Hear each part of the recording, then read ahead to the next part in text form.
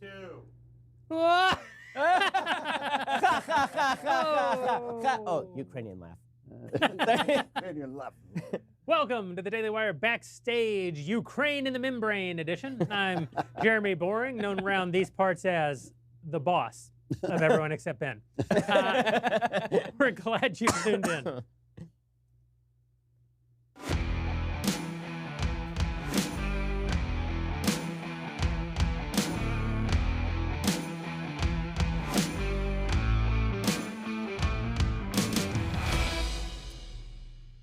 Can Donald Trump and Joe Biden survive their Ukraine scandals? Will the Dems impeach? Does Liz Warren's poll surge mean that she has become a 1 in 1,024th chance of winning the presidency?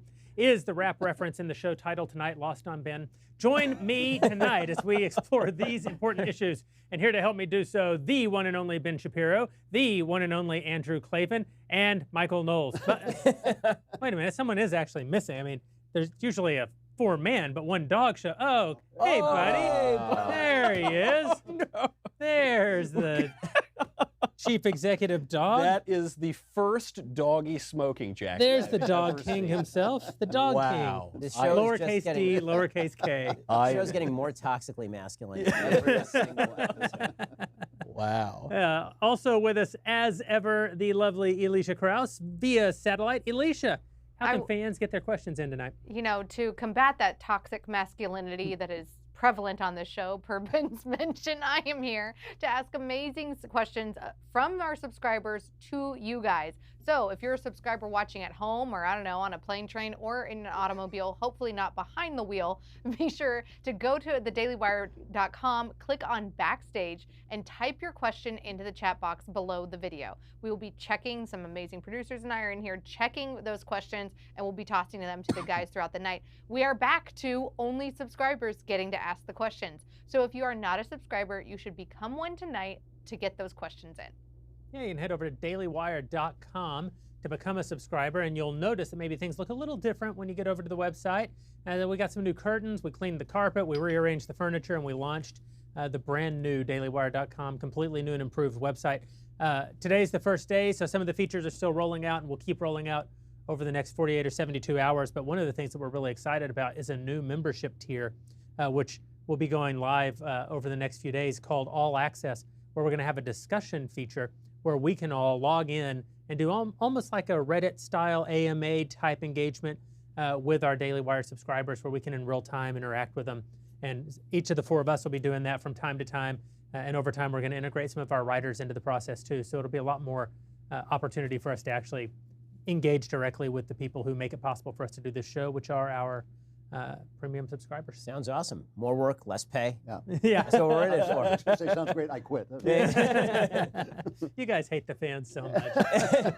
Oh, I love the fans. I hate you guys.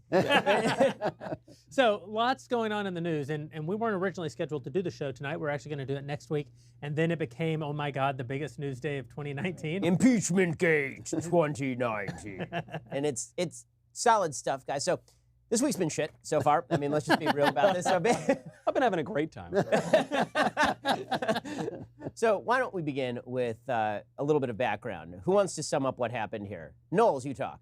Well, there was, and this is the only source I have to go on is the president, the most perfect phone call that ever occurred since Alexander Graham Bell was born, and that was between the president of Ukraine and the president of the United States, Donald Trump. This we'd heard for a week now through media leaks and reports. This was it. This was the end of the game for Donald Trump. It was all over. They were going to start an impeachment inquiry for it.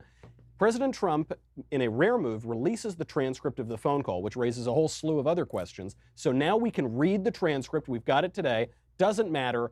The Speaker of the House, Nancy Pelosi, has officially, formally declared an impeachment inquiry. And nobody really knows what that means. You know, when she's formal, she's... It's like Michael Scott declaring bankruptcy. I declare impeachment inquiry. No impeachment is going on yet. Before this transcript was released. Yes. So she had no idea what she was talking about. So when I woke up this morning, admittedly later than the rest of you, because I barely have a job. I went to my favorite little breakfast restaurant, and I was enjoying a nice. Well, I'll be honest, I eat chili for breakfast. I'm from Texas. I'm weird. I like to eat chili for breakfast. And CNN was on, and the chyron for the entire hour that I was in my favorite breakfast restaurant said, transcript reveals President pushed Ukraine to investigate Biden. And I thought, imagine back to the days of yesteryear when you had men like Walter Cronkite or Tom Brokaw or Peter Jennings flying the big desks, right? And I'm almost positive that at that time the chyron would have said, transcript reveals President asked Ukraine to investigate Biden. But the word asked, which is neutral and accurate, has been replaced in today's journalism with pushed, which is editorializing, right? I mean, right, because then it begs the question: pushed with what? That's and correct. the answer is pushed with military aid. Oh, look, it's a quid pro quo. Oh, impeachable. That's so right. The whole thing's a mess. The backstory to the backstory there is, of course, that President Trump is very concerned with the Joe Biden, Hunter Biden allegations circa 2016, in which Hunter Biden was working for a company called Burisma on the basis of his long history of being completely useless over the course of his life and being Joe Biden's son. And knowing nothing about gas. I mean, really, he doesn't know anything about anything. He had been ousted from the Navy for drug use. He had serious problems, right? This is a guy who has a very checkered history. And he's being paid $50,000 per month to sit on the board of this company, Burisma. I mean, no one's gotten $50,000 per month? Yeah. Per month. How many months? That, I think all of them. All of them I think all the months. That analyzes roughly no one has been paid this richly for doing so little until Michael Knowles. And so basically, you think we pay Michael Knowles? Knowles, my take just got way better. But in any case, so Joe Biden was the vice president at the time. He's flying around with Hunter Biden. There are allegations about some of their relationships in China, but Hunter Biden is on the board of this company, Burisma. There is a prosecutor in Ukraine. His name is Viktor Shokin, and Viktor Shokin is widely believed to be corrupt by the EU, by the IMF, by the Obama administration. And he's investigating Burisma and then maybe not investigating Burisma. And at a certain point, Joe Biden openly threatens and talks about this, openly threatens to withdraw $1 billion in American loan guarantees unless Shokin is ousted. Now, people on the right make the connection, okay, maybe the reason why he's doing that is because Shokin was investigating Burisma. And the media have basically said, no, it's not about that. Everybody wanted him out, and Biden was in charge. Regardless of whether there was an actual corrupt nexus here, it's obviously a conflict of interest. I mean, there's no way that Biden should have been leading that up. Anyway, so Trump wants an investigation into that. The allegation again, Joe Biden was leveraging American taxpayer dollars for his own personal benefit. And he does this, allegedly, by leveraging American taxpayer dollars for his own personal benefit. Right? That's the allegation. So the allegation is by the Democrats and by the media that President Trump withheld $400 million in Ukrainian aid in order to force them to investigate his chief political rival at this point, Joe Biden. Because there was no money going to the Cherokee tribe to investigate Elizabeth Warren. Because we've broken every treaty we have with, historically. What I want to know is when would Ukraine ordinarily have expected to receive this military aid, and how long did they not receive it after? They were receiving it regularly. I don't know if that was monthly or quarterly, but they were receiving it regularly for the first couple of years of the Trump administration. So that in and of itself was a change, right? So the Obama administration had not provided this sort of aid to Ukraine. They had just been giving them MREs, basically. Yeah.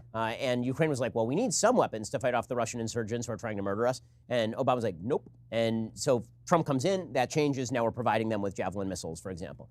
And in July, mid-July, so here, I'm going to give you the Democrats' point of view, and then we can start working on debunking it or talking about what's wrong with it or where it's lacking. So I want to build up the strongest case for the Democrats, and then we can talk about the transcript and all of that, because we still like being honest. See, we here on the show, we enjoy honesty. It's a thing. I know. Media matters. It's a thing. So in any case, the basic timeline is this.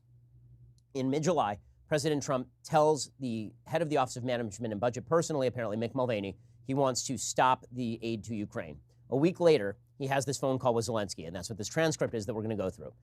A few weeks after that, he still has not opened up aid to Ukraine, and people are starting to ask questions like, why the hell are we not providing the aid to Ukraine?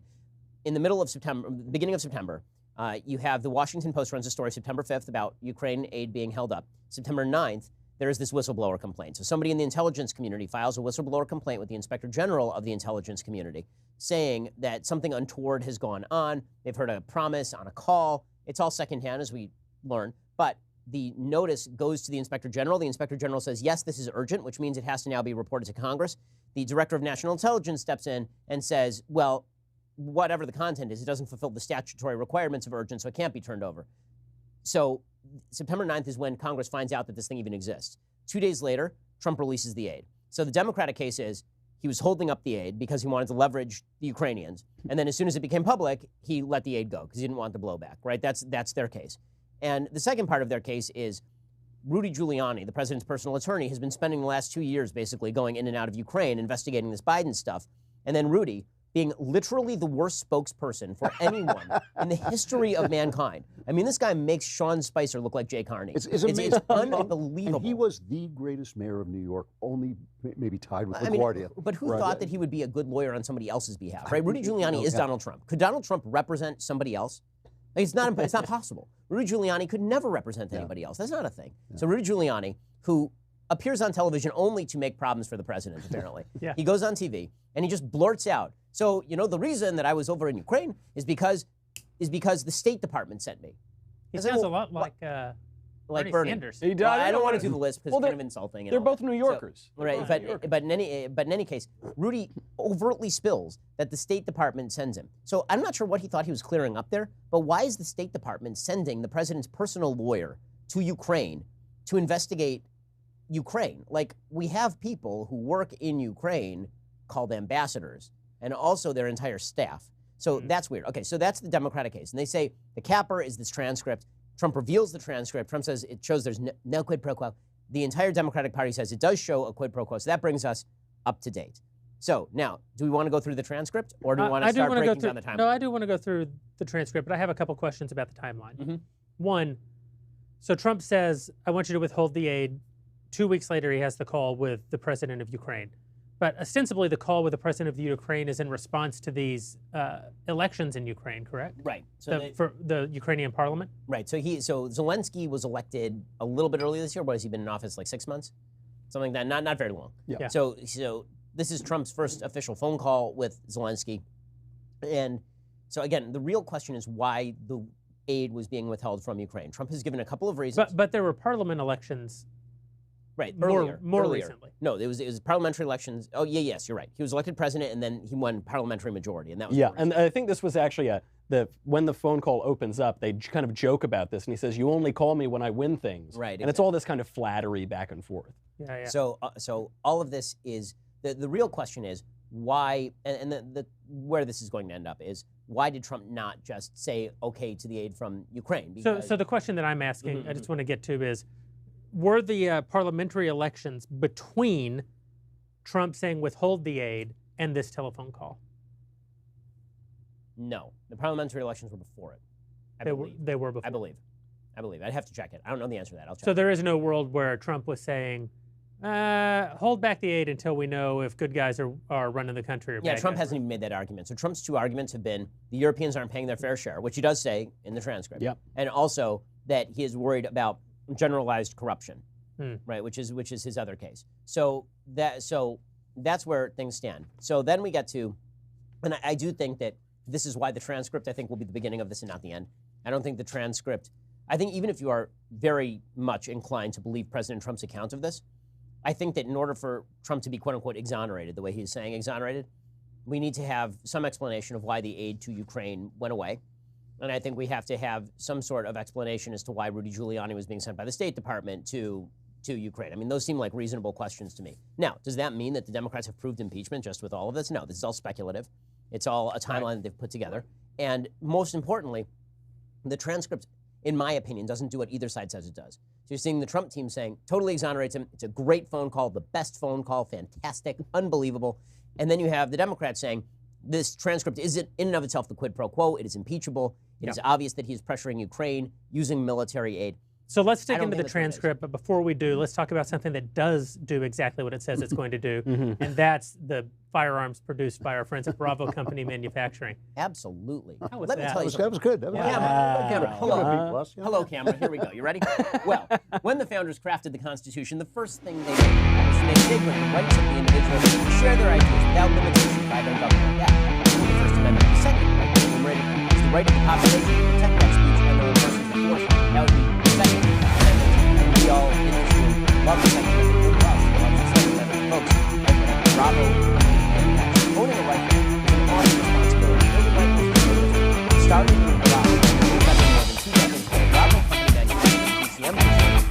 professional grade product built with content skills. ECM is not a sporting arms company designed for engineer and manufacture life-saving equipment for that problem manufacturing. Assume that the rifle used to stop the wind used for the rifle deposition of high response or enforcement officer or without proper company manufacturing. Let's go to BravoCompanyMFG.com. You can discover more about the products, offers, and their recommendations. That's BravoCompanyMFG.com. These guys are badasses. Fantastic product. Need more convincing. Find out more about these and the offers where you make their stuff at YouTube.com. BravoCompanyUSA. YouTube.com. BravoCompanyUSA. I would throw this in as well, that one of the things that we're constantly reminded of in our business is that there are entire organizations that exist out there on the left who, I mean, the fun thing is to think that people on the left are being paid to scrutinize our shows, which means they have to listen to us constantly. Maybe they learn a little We're something. job creators. What do you But there is this entire industry of trying to destroy any sort of media. It's not just conservative media. It's really any media that disagrees with the current orthodoxy of the left. We live in this moment of cancel culture, and it's not. It is not. We're not immune. It has happened to us that advertisers have dropped us in the past, and so we're very grateful to companies like Bravo Company Manufacturing who really have the fortitude to always stand with us. Do they agree with every single thing that we say on the show? But who knows? That's not the question. I would assume, of course not, because we don't. Because we don't. Yeah, we disagree with each other. All four of us. But they're good partners, and they advertise on a range of different kinds of shows, and they have the fortitude to stand beside shows like this. So if you want to keep shows like this on the air, you really should give real thought to maybe supporting these guys who support us, like Bravo Company Manufacturing. Absolutely. Okay, so The transcript. How do you guys want to go through the transcript? So I'll give you my overall take on the transcript, because if you want to actually hear the entire transcript, you can listen to my podcast this morning where I literally read it word for word. Really? Yeah, because I feel like with important documents, I did this with the Mueller report too. I mean, I really read a lot of it. Yeah. I think it's important that people hear the primary source. And then I make their read own through the Star decisions. Report every Christmas. It's good times. That's weird. That's weird. It's like to sit around as a family, you know, Yeah, no, do our civic take duty. dramatic Luke parts? and the Star Do our Report. civic Who duty. plays Monica? That's okay. I'm not even going to go here. This is not going well. Anyway, so my overall take on this conversation is that this conversation seemed to me not like the president engaging in a quid pro quo. I'm going to withhold your military aid unless you investigate Joe Biden. It sounds like Zelensky, President Vladimir Zelensky, definitely understands the conversation to be that, meaning that Zelensky is going through this entire conversation thinking to himself, my military aid has been withdrawn. What do I need to do to massage this dude's buttocks so I can get what I need?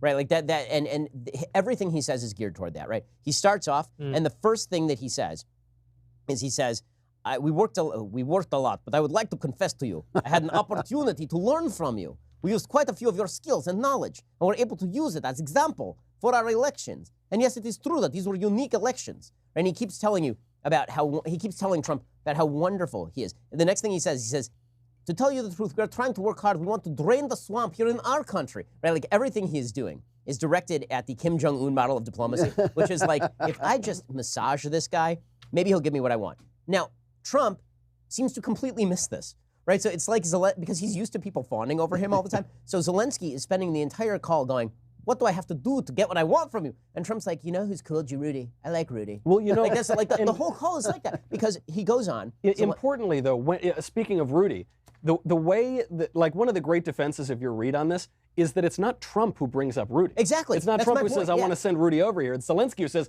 and you know who we really like, or I'll do it. And you know who we really like over here? Rudy Giuliani. Oh, yeah, Rudy's a nice guy, I guess. guy. Why are you Right, bringing him up? And then Trump's immediate response to that is not, and you better help him or there goes your military aid. It's like, you're right, I do like Rudy. And sometimes we like to go fishing together. I mean, like, that's the whole conversation. It's like talking to my 3-year-old. Like, I'm trying to convince my 3-year-old to eat his dinner.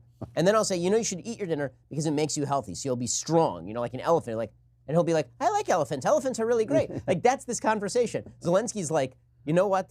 Here are all the things I want to give you. You give me what I want. And Trump's like, let's talk about Rudy. The best I part, like Rudy. the best part is when Zelensky even says, I stayed at Trump Tower once. He does. He says that at the end, right? At the end, he's still trying to go like, I've tried everything here. This guy does not get it. I stayed at Trump Tower. And Trump's like, it's great, isn't it? Very shiny. And like that's the whole conversation. In the transcript, do they ever directly talk about the military aid? So yes. So, but it is not Trump. So Trump, okay, so here's how it goes. Zelensky says that they're trying to drain the swamp and you teach us and all of this. And then Trump says, it's very nice of you to say that. I will say we do a lot for Ukraine. And then he talks about the military aid, but he never mentions what he wants Zelensky to do. He says, you guys should get more military aid from the surrounding countries, right? Europe is not paying its fair share. So when Trump has said that that is his excuse for holding back the aid, that part's true, right? He said that in this The exact very first thing he said, and that's consistent with Trump. with what he said, right? Yeah, So not on the only with what campaign he trail. said for the last 4 years. with NATO, with everything, right? Yeah. This is very consistent. No one's paying their fair share. Yep. He's like the Bernie Sanders of international politics, right? Like everybody's got to pay their fair share. But he's kind of right. So Zelensky then goes on and he starts talking about how then Zelensky brings up the military aid, right? Zelensky says, we're ready to continue to cooperate for the next step. Specifically, we're almost ready to buy more javelins from the United States for defensive purposes. And here is the part that the media are seizing on, and the Democrats, right? So Zelensky mentions the javelins, the javelin missiles, and Trump's next line is, I would like for you to do us a favor, though, because our country has been through a lot and Ukraine knows a lot about it. Here is where the media are being supremely dishonest, because if you've been watching the media today, Yes. they have the hardest working ellipses in media. So what they do is they go from, I would like for you to do us a favor, ... Okay, guys, go to the next page. All the way to the top paragraph, about 6 lines down. There's a lot of talk about Biden's son. So they skip from right here all the way down, basically one full page. One full page of the transcript, Yeah. right? So Trump's initial thing is, if you're going to talk about military aid, I want you basically to investigate corruption. And that would mean investigating Ukrainian interference in the 2016 election. Right. Now, what he brings up there doesn't make any sense, right? He's talking about CrowdStrike and supposedly that CrowdStrike somehow buried Hillary's servers and all that. Like, that's what the reference is to, because Trump only remembers the stuff he wants to remember. He's talking about the election. But he's talking about the election. He's not talking about Joe Biden. And he's not threatening anything about Joe Biden, right? So the only connection made between the military aid and anything so far is, we'd like for you to investigate your country's role in meddling in the 2016 election. And then Which is actually interesting because that is a legitimate thing for Trump to ask about. That's fully legitimate, right? And Democrats have done the same thing, right? They've said that if Ukraine was not going to investigate Paul Manafort, for example, in 2016, that maybe their aid should be withdrawn. So that's not illegitimate to say it's in the interest of the United States to know what Ukraine did during the 2016 election. We want you guys to get to the bottom of that, right? That's legitimate. Then Zelensky brings up Giuliani, right? Then Zelensky is the one who's like, okay, this is going nowhere. I want to, again, show the president what a friendly dude I am. And so he starts talking about all of this very important. He talks about recalling the ambassador because the ambassador allegedly had been working with the Hillary Clinton campaign and a person from the DNC to get dirt on Manafort and the Trump campaign during 2016. He says, we recalled the ambassador. Also, love Giuliani. He's great. Right? And he starts talking about how much he loves Rudy Giuliani. No offense to Pavel for my awful Eastern European accent. He says, I will tell you personally, one of my assistants spoke with Mr. Giuliani just recently. We are very hoping that Mr. Giuliani will be able to travel to Ukraine. And then he goes on and on about how much he likes Giuliani. And he keeps bringing up the aid, right? He says, I love this. This is one of my favorite sentences in the whole thing, right? It's poetic. He says, I also wanted to tell you, we are friends. We are great friends. Right? He's like telling Trump how good friends they are, how they're going to like go to, I don't know, brothels together or something. And it's and Trump's response to all of this is, okay, now that you bring up Giuliani, I'm just going to talk about, like, it's free association with Trump. All conversations are free association with Trump. So he mentions Giuliani, and Trump goes, Giuliani's a highly respected man. I heard you had a prosecutor who was really good. I sent Giuliani over there to investigate the Biden thing, and now we're on to Biden. Yeah. But that's a page removed from the actual military aid stuff. And the Biden stuff is like a page and a half removed from the actual military aid stuff. And then he talks about Joe Biden and investigating the Bidens, and Zelensky says that he is going to appoint a good new prosecutor who's not as bad as the old prosecutor, and he says that he's removed the ambassador. And then Trump keeps going back to, I'm going to have Giuliani give you a call, and you like Giuliani, and I like Giuliani, and all this stuff. At no point for the rest of the conversation does Trump actually go back to foreign aid. No, you actually get to my favorite line in the entire thing here at the end, which is President Zelensky talking about meeting up with President Trump in Poland, and he says, after that, it may be a very good idea for you to travel to Ukraine. We can either take my plane and go to Ukraine, or we can take your plane, which is probably a nicer plane than mine. Right, so that's a genuinely funny line. Great line. So again, the whole thing here is Zelensky reading this the way that if you were in Ukraine, you would read politics, which is you got to bribe people in Ukraine. Right? Like Ukraine has a serious corruption problem, like a really, really serious corruption problem. Almost all countries except ours have serious. This is right. I mean, that's why when people say American politics is corrupt, like you should not even other close. places Really, for like a second. Yeah. But Zelensky is reading this conversation with Trump like, okay, he removed the military aid. What do I have to do to bribe this guy? And Trump is kind of like like he's just kind of wandering around. Can I, talking you know, about Giuliani. I have this instinct to like just sit here quietly for this entire show because my opinion about this story is different than almost everybody else's. And I know you're going to beat the crap out of me when I tell you what it Let's is. do this thing. Bring it, Drew. Hold on, I'm going to force. I'm going to. This is me just speculating as to what Drew's opinion. The Treaty of Westphalia. I mentioned the treaty just for you. I mentioned it on my show today. I appreciate it. I totally didn't listen to your show. No, of course not. I thought maybe if I mention the Treaty of Westphalia, he'll finally listen to it. No. My wife tries that too. It didn't work.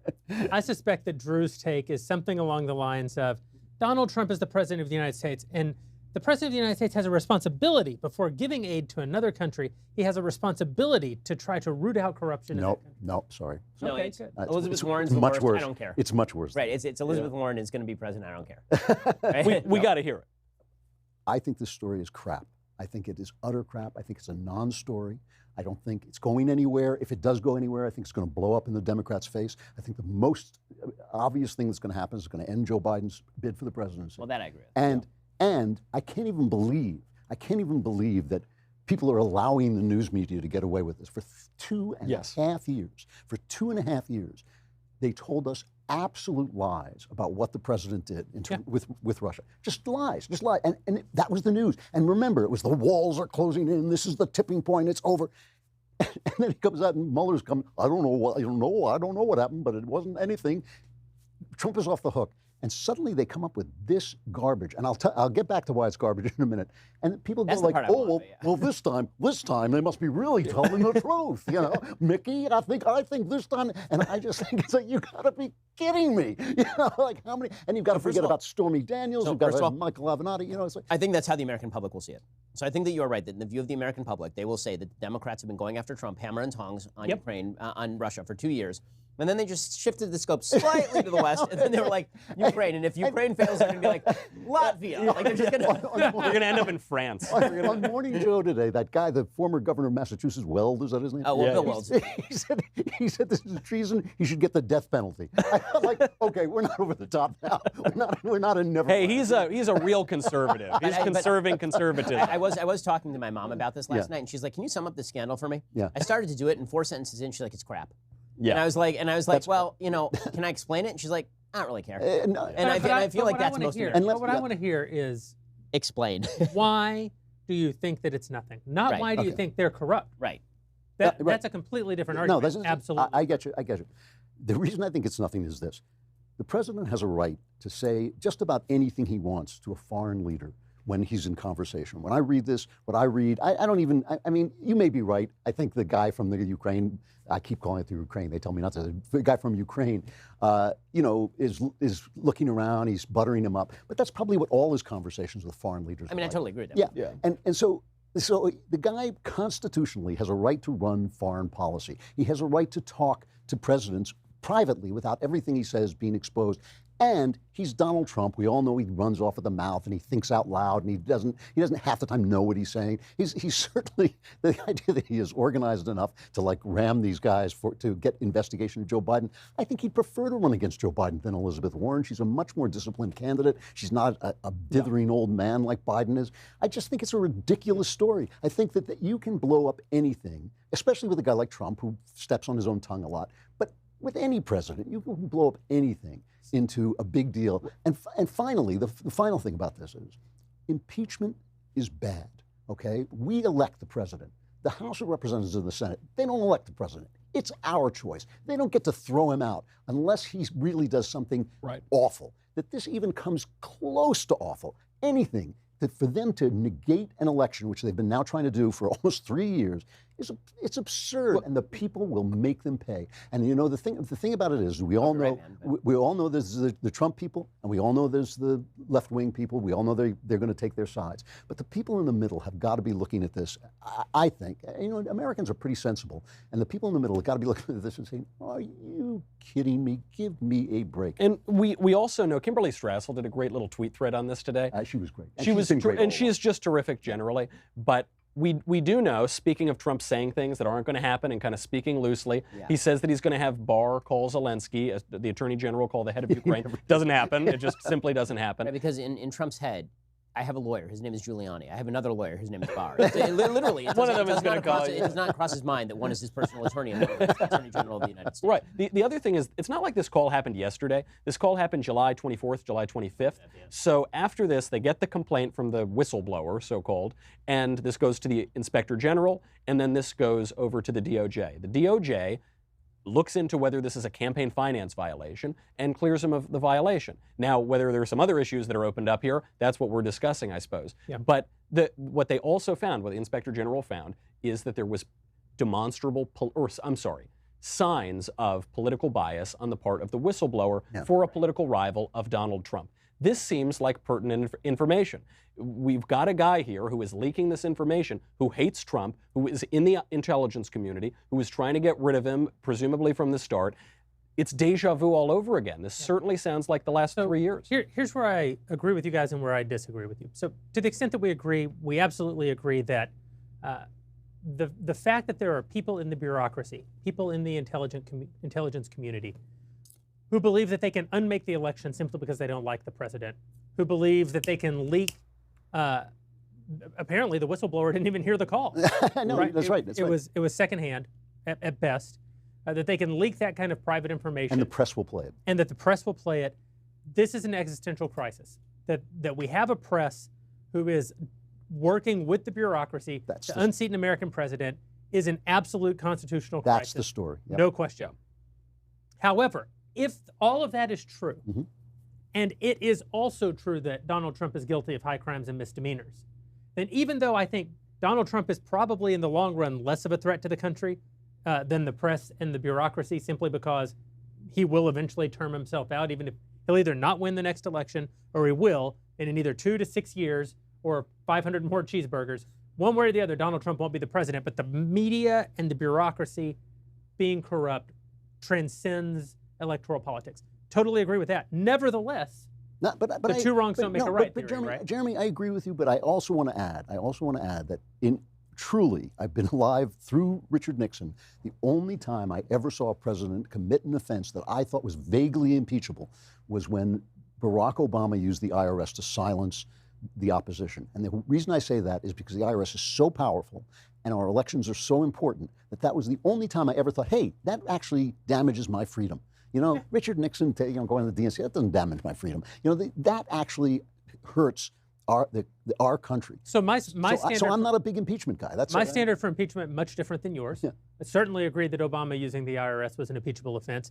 Also, probably think that having people burgle the offices of your political opponents is probably also the only impeachable offense there was that they didn't tape the door right. They should have done it up and down, not side to side. I mean, bad and sleazy, but come on. But what I will say is, you do have a presumption of innocence in this country. One of the things that bothered me today that I read was actually written by our friend David French, who we all have good relationships with David French. I know that especially. David's great. I talked to him today. Yeah. Great guy, and I know that particularly you guys have a disagreement with him about Trump. I think I have a disagreement with him about Trump too, but probably not as extreme as yours. But he wrote today I in agree both. that he's a great guy. He is. Yeah. He's a great guy. He wrote both in Time and at National Review that as a prosecutor, he would have absolutely no problem taking this document, walking a grand jury through it, and demonstrating to them quid pro quo. And he does this interesting breakdown just of sort of the order of the paragraphs. And all I could think was, the fact that a good prosecutor could do that right. doesn't mean that it's real. Right. And you have a presumption of innocence in the country. When I read this transcript, when I read it this morning after Ben sent it to me, I thought, there is a case that's plausible that the president's engaging in quid pro quo. It's plausible that the president, because he is naturally a negotiator, that's actually his identity, the way he sees himself, that he's sort of always angling a little bit to get what he wants, and that if you're in the position of the presidency and you're always angling to get what you want and you can't delineate between the personal and the public, which I think Donald Trump has a unique difficulty delineating between. He thinks out loud. It's amazing. Not just that. He thinks he is the country. He thinks that he's the country. In the way that if somebody insults him, they're insulting the United States. That's right. And in the way that he thinks, he thinks the Attorney General is his. He thinks the Attorney General is his personal lawyer. It's why he says things like, I thought that. That's why he's trying to demand loyalty of people who work for the government, right? Like So this fact that he is sort of always negotiating can lead him into very corrupt territory. And there is a plausible read of this that says that some version of either that being the most generous, that he was just being a negotiator who can't separate the public from the private, or that he was flat out turning the screws on this guy to get quid pro quo. You can make a plausible case, but a plausible case is not enough to remove a president of the United States. But again, let me go back though to this thing. You know, Bill Clinton committed perjury. No question. And everybody said, well, that is an impeachable offense. But remember, impeachment is a political process. The people have to agree, and the people said, as I think they were absolutely right to say, he was lying about sex. We all lie about sex. I think that they were absolutely right to say that because it is a violation of the central premise of the country that we choose the president to throw the president out. I remember when Obama said that thing to, I can't remember, Yevtushenko, whatever his name is, where he said... Dmitry Medvedev. Medvedev. He said, you know, after in the next election, I'll have more flexibility. I remember walking in to, at the time, PJTV, and Bill Whittle was on the ceiling. I mean, he was like, you know, just furious. And he was saying, this is treasonous. And I thought, you know, it's actually not treason. He actually has the right to do that. It's simply revelatory of the fact that he's not a good American. By the way, you can make an argument that that was a kind... You can read what Barack Obama said to Medvedev as quid pro quo too, but it isn't definitively quid pro quo because we don't know. But again, it was much worse than this. It was endangering the country. It was a terrible thing. But he has the right to do it, and it just shows what a bad person he was. But it's not impeachable. Okay, I would not negate the election of Barack Obama over that or anything else he did, except maybe the IRS. Here's the truth. I have a much broader definition of impeachable than most people because I think that the original intent of the founders is that people would get impeached fairly regularly. I don't think that they thought of it as a unique remedy. I don't think that they thought of it as something that you never do. I think they thought of it as the ultimate check on the power of the executive because otherwise the executive was going to grow out of control. And so the power was to limit their funding and to impeach them, and which is why they didn't actually specify what high crimes and misdemeanors meant and left it as a political process. With that said, I do think that you actually do have to show something criminal and not just suspicion of something criminal in order to justify to the American public what is happening here. I think that Bill Clinton ought to have been impeached. He committed perjury. I don't really think that you take a public opinion poll on whether that's popular or not. I think that if you commit a high crime or a misdemeanor, you ought to be impeached. Now, the question is whether Trump did that in this case. Now, he has plenary power over foreign policy. That gives an enormous amount of power. And that is fine. I mean, that is constitutional. That's how this works. Right.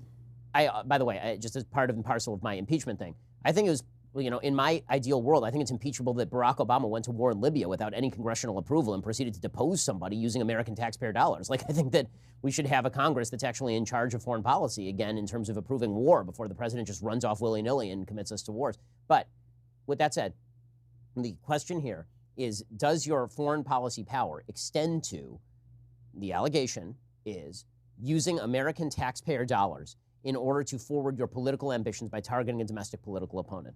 I do not think that the President of the United States has that power. I also think that has to be proved. So what that means is that I don't think that this transcript proves anything. I think there are several. I think that it is a Rorschach test. If you believe that Trump is a corrupt quid pro quo guy, you think it's a corrupt quid pro quo document. If you think that Trump is kind of a buffoon who just says things, then he's a buffoon saying things. If you think that he is studiously ignoring, you know, what Zelensky is saying and is pushing only in the areas where he thinks he ought to, then you can read it that way. Like it is subject to a variety of interpretations. But whichever of those interpretations you happen to subscribe to, it is not enough. It is not enough. Which is why what this is going to come down to in the end, really, is the Democrats are going to do a big House investigation, and can they come up with one human being who Trump said to the human being out loud, if they do not investigate Biden, I am withholding American taxpayer dollars. If they can come up with one person who said that, he's in serious trouble. If they can't come up with anybody who he said that to, it doesn't matter. I'm not even sure I agree with that, but I'll give that credit. But just to go back to what you said about impeachment, in an ideal world, we change the Constitution all the time, and we go throughout the country and be able to have a lot of amendments. But in the real world, is a bad thing to remove the president. In the real world, it's traumatic for the country. It's traumatic for the country, and it strips the people of their choice. He is the choice of the people. He's the choice of a constitutionally elected president. I used to say this about Obama all the time when I was talking to my right-wing friends, and they were screaming, he's evil, he's Muslim, he's this and that. I'd say, you know, he's the elected president of the United States. In order to get rid of him, try voting him out of office. You see, that would be an amazing strategy for the Democrats. Okay, by beating him at the bloody polls. But presumably there are crimes and misdemeanors for which you would impeach a president, of course, regardless of public opinion. That was the other thing. I just wanted to say that if what I would need to impeach him was to see that he was actually manipulating his office like Obama did when they went after, tried to stop The Trump. IRS, Yeah, that he was manipulating his office for utter political purposes. So he's not just this one conversation where he's being Trump. Right. And No. he's What blathering, you would but need, he'd what have you to- would need is, and so far, the reason this is an open. So I think in politics, typically there are three answers: yes, no, and I don't know. Yeah. And I think the one that nobody likes giving, but is almost always correct, is I don't know. Yeah.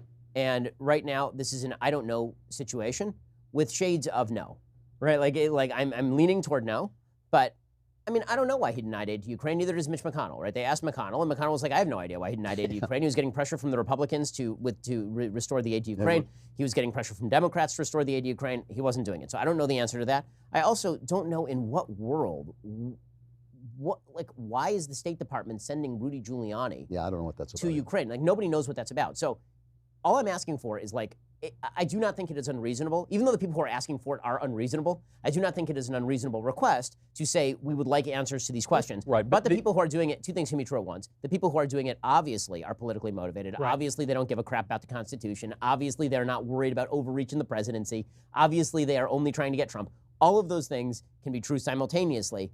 But as somebody who cares about, people not violating their constitutional duties, I would like to know the answers to these questions. It would make me more comfortable. But at this point, the answer is you haven't proved anything. And the political aspect of this, too, is that not one single person in America cares about aid to Ukraine, other than maybe like 3 Ukrainian Americans, but no one cares about that. What people care about is being able to elect their president. And especially at this moment, where the legislature has given away so much of its power to the administrative state, where it's given away so much of its power, with the executive for that matter, to the Supreme Court, there is a palpable feeling in the country of helplessness, that we cannot choose for ourselves. And regardless of whether the founders hoped that impeachment would be used regularly, it wasn't. It wasn't used regularly at all. And arguably, and this would probably be my argument, every time it was used, it was a bad idea. It was a bad idea to use it against Johnson in the 19th century. It was a bad idea to use it against Nixon. It was a political hit because the Democrats couldn't stand him getting reelected by a landslide.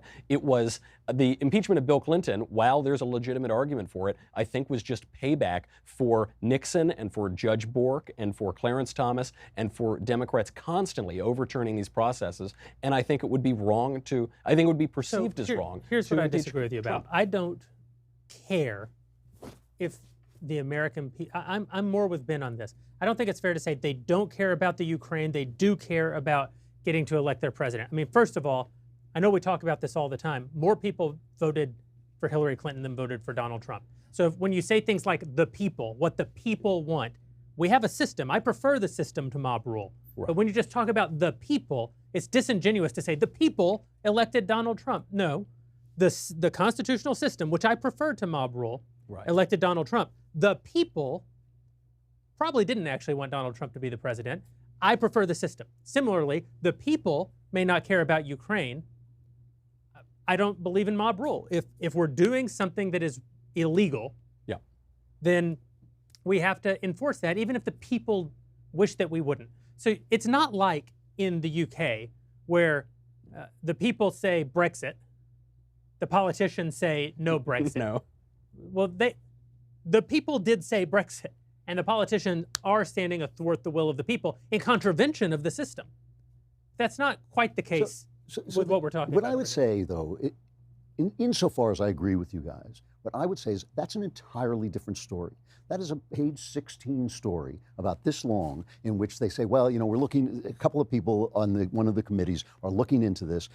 Absolutely agree with that. Well, but see, that's the thing. That's why I say it's a crap story. It's a crap story to have this, like, a 24/7 idea that we just got off this Russian collusion thing. And personally, like I said, I think this is Wile E. Coyote. I think they're going to blow themselves up. Well, I think we're going to watch the Democrats do that slow thing with a little puff of smoke at the This is why if you ask me, if you ask me, did the president do it? I have no real opinion. No.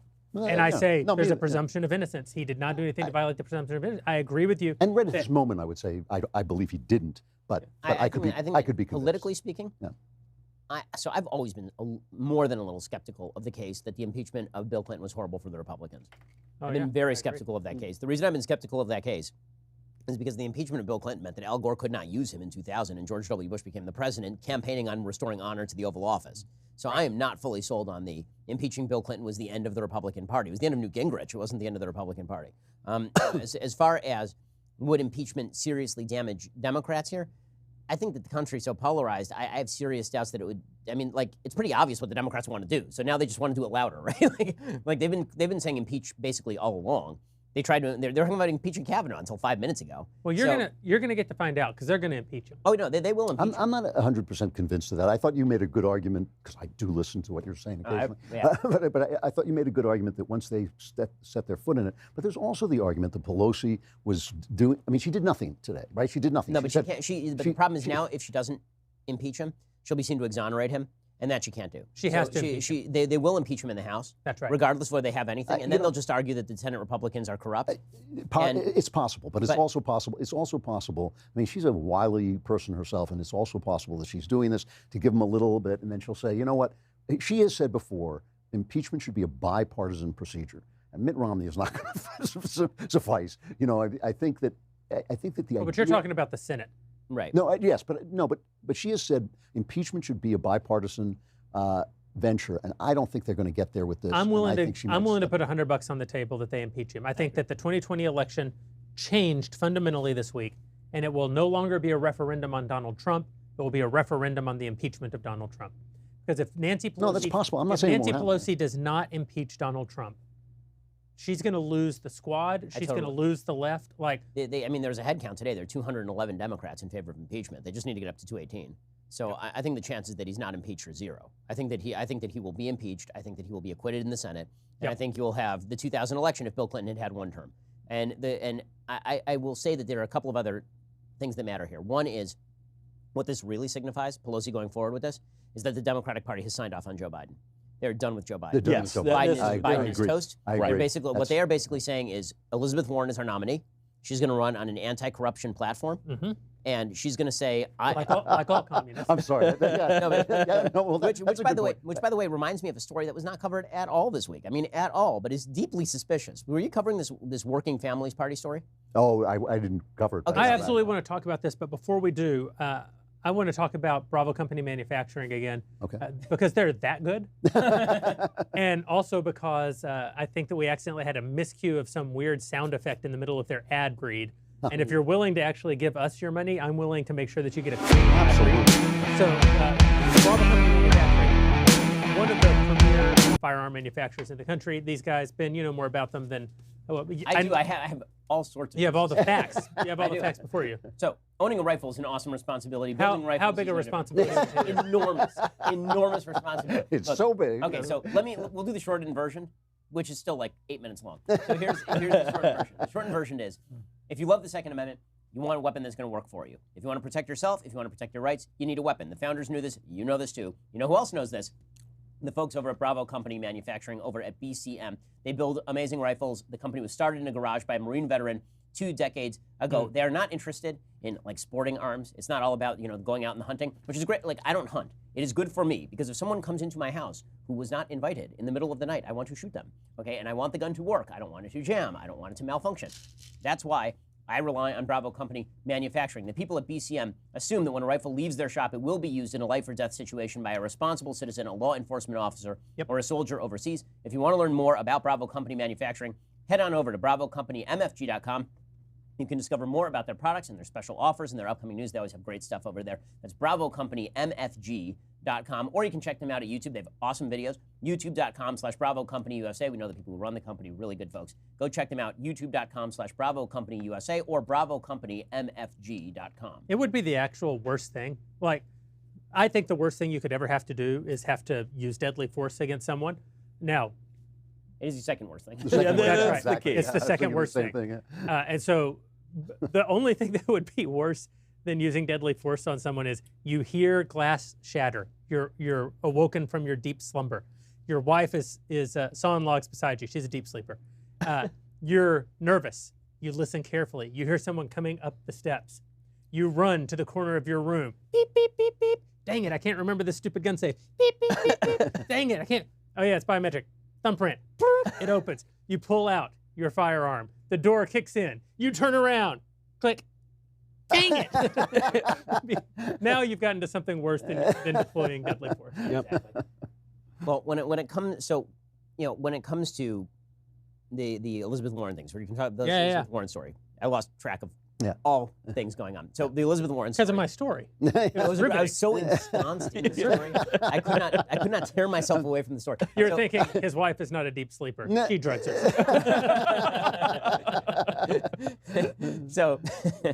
so Elizabeth Warren, so they're going to try to run her on the anti-corruption Yes. platform. You can laugh.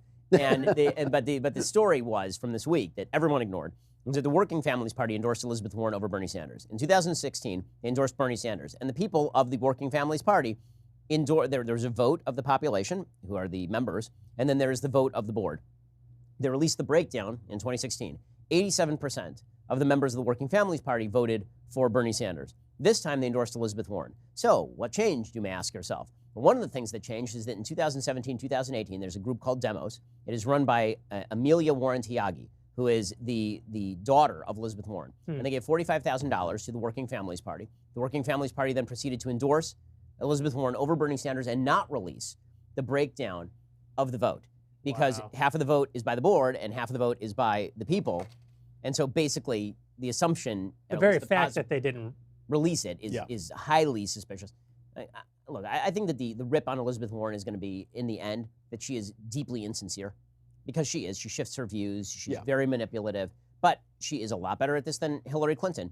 And the Democratic Party basically this week gave up on Joe Biden. He's now trailing in one national poll. He's trailing in Iowa. He's trailing in New Hampshire. She's within margin of error in Nevada. And they're tied in the YouGov poll nationally. Right, and she is now pulling into the lead in California as well. So he's done, I think. I think we are seeing the beginning of the end of Joe Biden, barring some sort of cataclysmic collapse by Elizabeth Warren.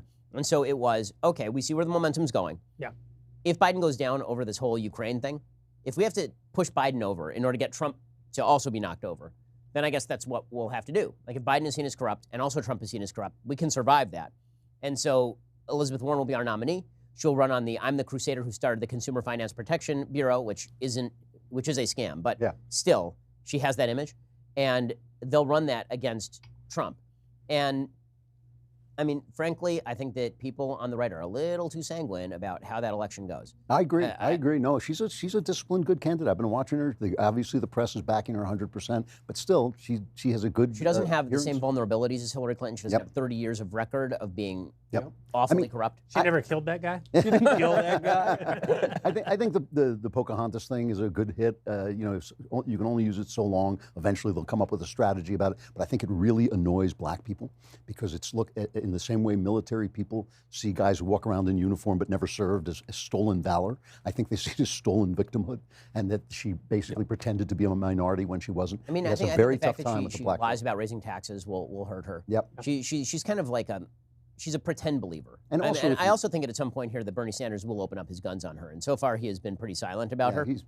I mean, he'll be forced. There is, to Drew's point, there is a demographic issue here, which is that Joe Biden is the only serious candidate who has black support. Yeah. And that's obviously he's trailing now, it looks like, in Iowa. He's not looking good in New Hampshire, and he dropped 18 points since May in South Carolina, which is where actual black Democratic primary voters are. Yeah. So what happens? I mean, does Elizabeth Warren pick up that support? She's starting to. So what she has shown that none of the other candidates have, is she is rising among all demographic groups right now. Yep. And so that was always my supposition, is that it's going to be hard for her to remove the black support from him. Yep. But there's also a momentum question. So the order of the primaries is Iowa, New Hampshire, Nevada, and South Carolina. If she wins the first three, then he's toast. Right? Because then you get Super Tuesday, and that's California, that's Massachusetts, that's. And those are going to go further left than Biden's. But remember, there's also the issue of whether blacks turn out to vote. I have been saying for a long time that I think a lot of more black people are going to vote for Donald Trump than the polls will ever show, because I think they'll lie about it. I think they'll lie about when they come out of the voting booth, and I think that nobody's going to see it until the election. The reverse Bradley effect. But right. I think. I don't think that that's impossible. No. But I think it's a hard thing to speculate about. Yeah. We ought to see what some of our DailyWire.com subscribers think, especially because today we launched our new DailyWire.com, the brand new website, and I'm pleased to announce that we will have a future rollout within less than a week of the Daily Wire mobile app. When is the Shapiro store going to open? Is the Shapiro store opening soon? Yeah, and then just in time for Black Friday, the Shapiro store. So because today's the day that we launched the new site, we're really proud of it. It's a huge upgrade for people who come to our website. Much faster, much more elegant, much better looking, better UI. the whole user experience is going to be much more intuitive. But today is the day we launched it, so it's buggy as all hell, right? Because you're rolling out these modules in real time, and our site is highly trafficked, so there's a bunch of people hitting it. I coded the website, so there are some errors in there, Yeah, we said learn to code. What part of learn to code is lost? But if you're willing to go to our website right now, dailywire.com, become a subscriber, put in your question. You have endured so much to get your question on tonight's show. We absolutely must answer it. Alicia, are you with us from Mission Control? I'm ready to roll. And man, that lead up to how wonderful the website was sounded as if Trump wrote that copy. It was perfect. It was wonderful. It's gonna be perfect good. website. It's amazing. All right. It's going to be good. It's perfect. Jacob says, do you guys think that Democrats know that this impeachment effort will fail and they're just building up to an impeachment in 2022 midterms if the Democrats can take both houses? Can I take this one? Sure. Yeah. I don't think it fails. I think you have to define success to be able to measure it as to whether or not it's a success or a failure. You assume in saying that it will fail that the intention of the Democrats is to remove Donald Trump from office through the impeachment process. I don't think that would be insane. Yeah, they're not crazy enough to think that. They don't control the Senate. They would have to have not only control of the Senate, but a supermajority in the Senate in order to convict. Impeachment happens in the House, and then it goes to the Senate for conviction, right? So they're not doing this to remove Donald Trump. They're doing it actually because of a lesson that they learned during the Obama years.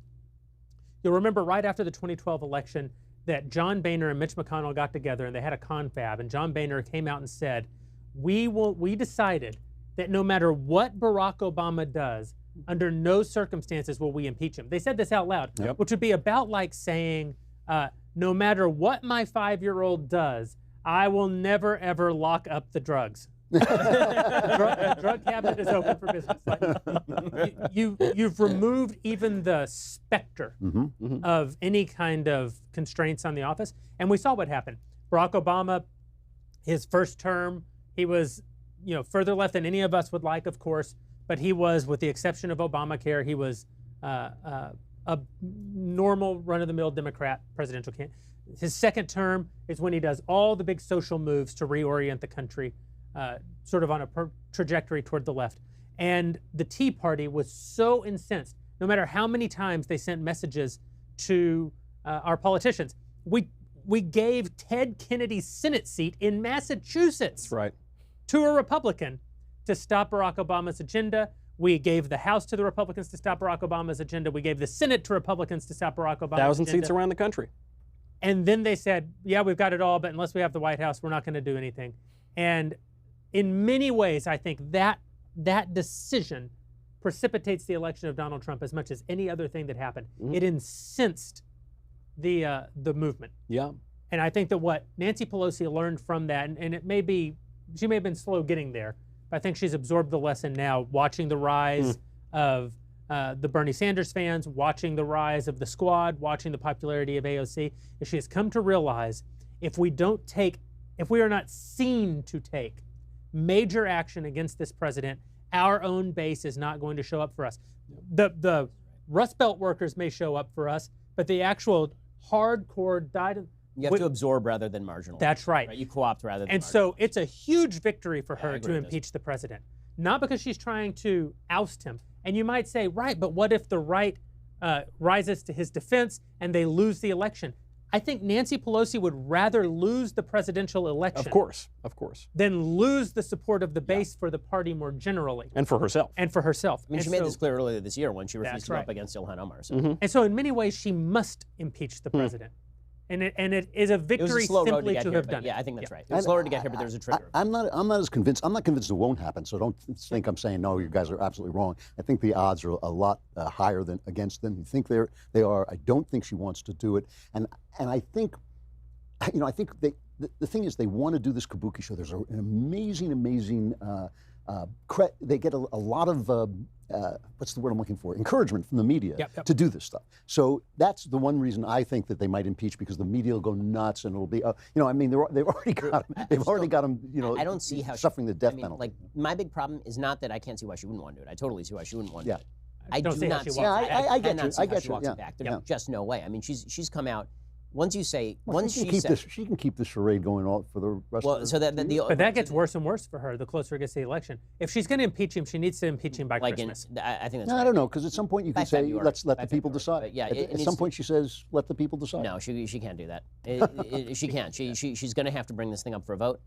If it goes down, it goes down. But she's going to have to bring it up for a vote. There's even a world where she works behind the scenes to defeat to kill it, exactly. Yeah. But there's no world where she doesn't bring it to a vote. It's the reason. I mean, listen, a bunch of the quote unquote moderate Democrats have they signed. What was her name?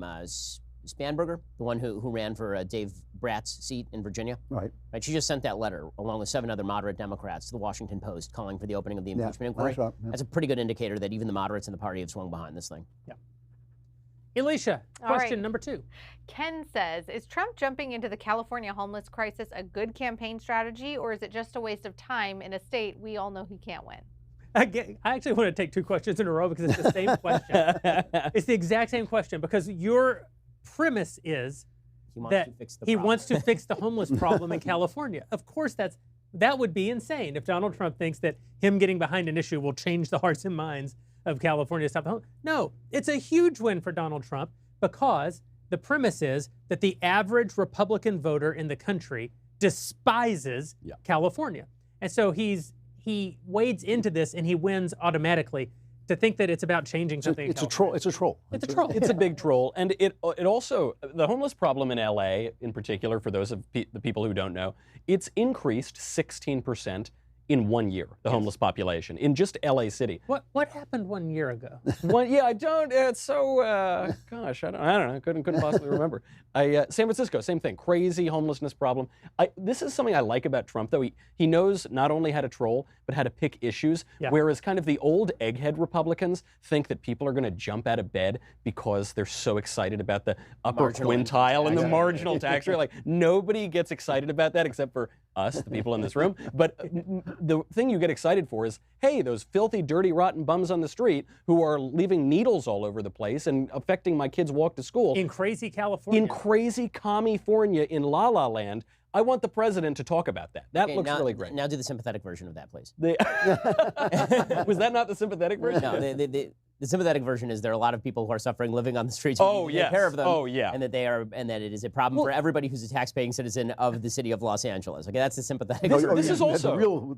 And I know that that's what Knowles actually means, but I'm just going to clarify that for everyone's other purposes. And if you want to fix it, you have to get rid of Gavin Newsom. Because if you elect the guy who turned San Francisco into one big homeless refugee camp to be governor of the entire state, you can't be surprised if a year later homelessness in the rest of the state has also jumped. And this is actually a real point. This is a real. By the way, I think it is true. By the way, I feel like you are not helping any of the homeless people by what they do in California. No, it's not. Especially now they put in rent control. It's going to make things worse. a huge percentage of these folks are drug addicts. A huge percent of them are suffering from serious mental disorders. They're dangerous to themselves or they're dangerous to others. It is nothing but cruelty to leave people living in their own filth and feces on the streets and then call yourself a liberated thing. I would start by making it illegal to be homeless, and then just not to hurt the homeless people, to force the government to start building emergency shelters, to start getting them off the street. It should be illegal. You may not know that the City Council of LA actually did pass a measure to build emergency housing. Yeah, they did. $1.7 billion. Average cost per unit. Yeah. $517,000, and it's going to take a decade to build. That's ridiculous. And the real aspect of it, I mean, jokes aside, like the actual aspect of this for Trump is that you do have this major opioid epidemic. You do have a lot of veterans who are living on the street. You do have a lot of actually very sympathetic and empathetic people who have been left behind, and you have a major problem. You have and you have taxpayers. I mean, like I've lived here my entire life, in nice suburban areas. You now have to worry about open needles on the streets and people who are talking to themselves and haven't bathed in several weeks, walking by their kids on the street. And what people who don't live in California don't know is that we pay 13% in state income tax. And it's 13% in the richest state in the country, the 5th largest economy in the world. In addition to our federal income tax, we pay about half of the national taxes again just to the state of California. we have potholes and needles on the street. And Right. it's important to say too, though, you know, unlike Knowles, I do care very deeply about that. No, I have a real heart for the homeless. I do believe that they're sick. Many people are sick, and addiction is a kind of sickness. I mean, and As an it's- author, it emulates Ethel or Torrey has written extensively about it. having said that, it's not wrong also to worry about the normal people who we have. When you have a city, it has to be a livable place. There have to be places for the rich to live. There have to be places for the middle class to live. Good places for the lower class to live. That's the way a city works. And if it doesn't work that way, it ain't working. Yeah. Right. I promise not to be the first person to answer the third question. Alicia. This is Jeremy. What? On Audible and take the third question. Just kidding. This question comes from Thomas. He says, since 2016, he's been saying that the left and the right are watching the same screen, but seemingly a different movie. How did we get here, and how do we get past it? Guys, I have no. We got here because we wanted it. This is what we wanted. This was the purpose of the conservative movement. This was, I mean, it maybe now we don't like the results of it, but the purpose of the conservative movement that Phyllis Schlafly and Barry Goldwater and Bill Buckley talked about was to create a choice, not an echo, and to break up that liberal consensus. One of the complaints about political scientists in the 30s and 40s was that the two parties were indistinguishable. They didn't have any real ideological character to them. And so Buckley comes in and takes a liberal Republican Party and turns it into a conservative party, and the parties have become polarized over the years, more and more so in many ways. You also had the New Left come in the 1960s, actually right around the same time that the conservative movement was blowing up. You had the Democratic Party moving further to the left. This is not great for national unity, and you had a breakdown of common culture that coincided at this exact time, but it does give you a choice. It just gives you less in common with your citizens. I'll give you a different answer and a better answer. The better answer is that the media did this. And when That's I say, what I was and gonna say. Yeah, I the agree. reason that I say the media did this is because what the media did is they did the very horrible and dishonest thing of conflating fact and opinion. And so people started saying, okay, well, hold up. If you are conflating fact and opinion, and you are saying that your opinion is fact, then I can look at the same fact pattern and derive a completely different opinion from that, and my opinion is also fact. So you're looking at the same fact pattern, and you have people who are taking their opinions and mistaking those for facts, to the point where we can't even agree on the central facts anymore. Right. Whereas if you can start a conversation by saying, okay, here's the basis for the conversation. This fact, this fact, this fact. Now, let's do opinion. Then you can have a conversation with people. But when somebody takes the facts and so ingests it and digests it into their own opinion that it becomes an integral part of their opinion, and the opinion is, you cannot separate it out from the fact, and then somebody else says, well, I can do the same thing with that set of facts. What you end up with is these two agglomerations of opinion and fact, in which you can't tell the opinion from the fact, and they have no relationship. But I suppose it's a seriously harmful thing to have so much of the communications machinery of the country in the hands of one party. It really is Absolutely. a seriously divisive thing, and it means that Because guys it means like you want to us, call BS on everything, right? Yeah, so when they're right. this has been my complaint about Trump's use of fake news is Trump will say fake news, and half the time he's of course exactly right, and half the time he's saying it about something that is obviously not fake news. And the problem is that because the media are in fact the fake news as characterized, because they are not news people, because they are opinion people, Yeah. then when he says fake news, we all go, okay, so everything they're saying is a lie. well, and so that it's this that also, he's by the way, always leads right to the even when he's wrong. He's Right. always right. Even when he's wrong. But yeah. I guess I want to hit the media as much as he's always anybody. right even when he's wrong. The No. Andrew Klavan. No, I mean it always is fake news, even when they get the story right, because it's always on one side. Right.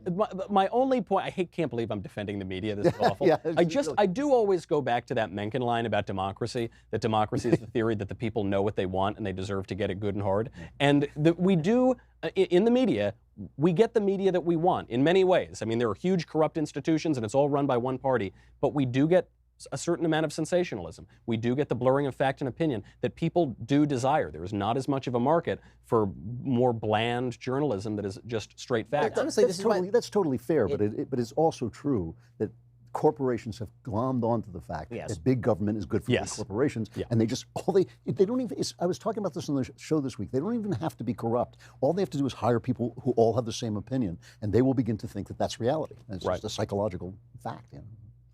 So we're going to come back and have a few more questions, but before we do, I want to talk about our friends over at Black Rifle Coffee. Black Rifle Coffee. Love those guys. This is I will take you back in time 2 years to the first time that Ben and I ever heard of Black Rifle Coffee, and this is how you know what a great brand it is, what a great product they produce. They bought like one ad to test into the Ben Shapiro show, and we tried the coffee, and it was delicious. And we went to the website and watched their videos, and they were hilarious.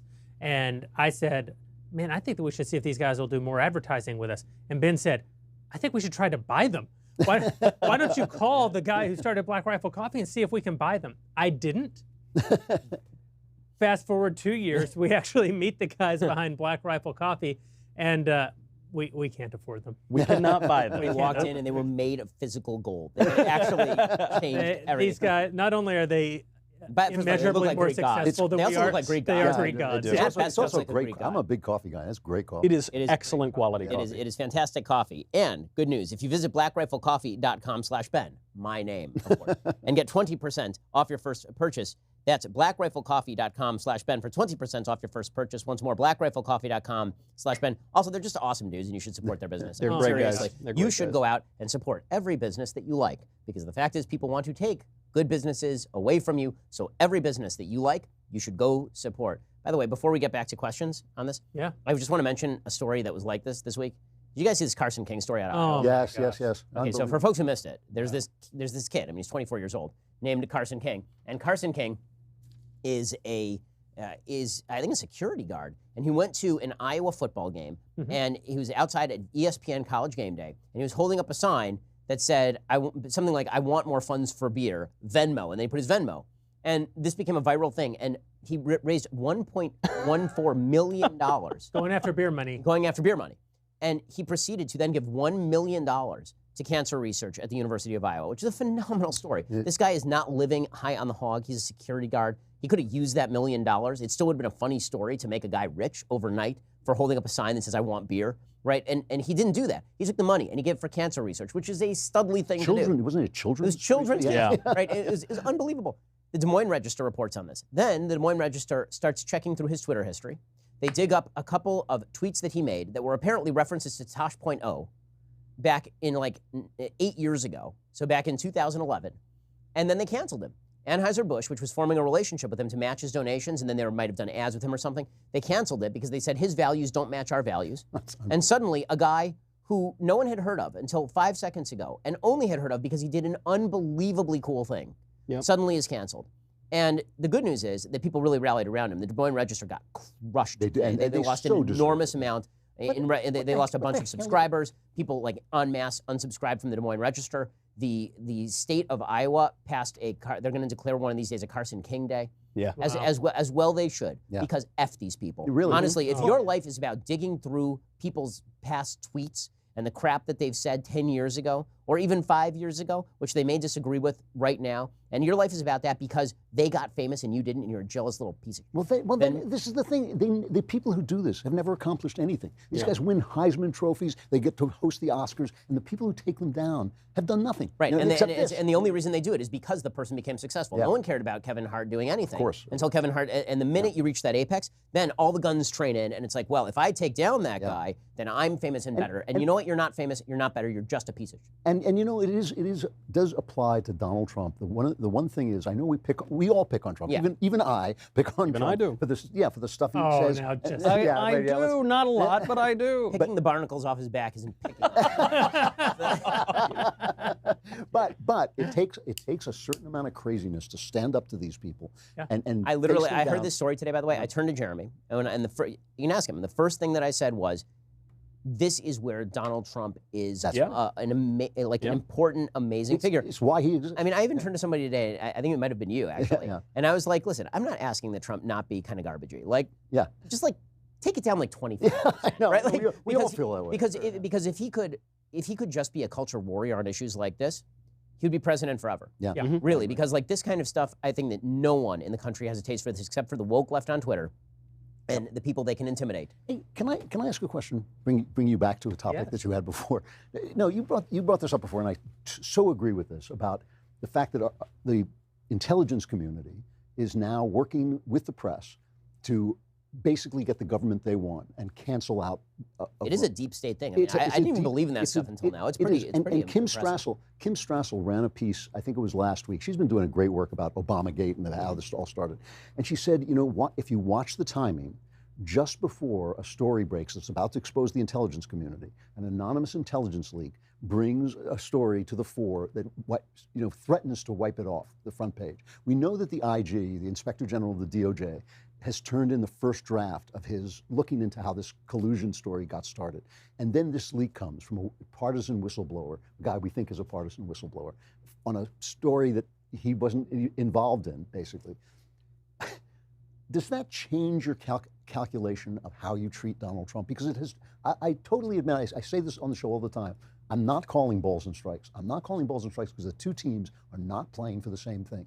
That one of the teams is actually playing listen, I've always said I call balls and strikes, but I'm calling balls and strikes as a conservative, meaning that I can agree with everything you just said, and also think that the president should engage in quid pro quo with. I do. So I agree, but it doesn't change my it doesn't change my estimation of Trump. It changes my estimation of the threats that face the country. But just in terms of reality, though, does it up the level at which, like, there's times when I say, gee, Trump, I'd like to go and slap him for what he did, but the other side, they hate the First Amendment, they hate the Second Amendment, they're socialists, they're open socialists, they say America was never great, they're not patriots. So, he stands. I mean, if what you mean is he stands in sharper relief, of course that's true.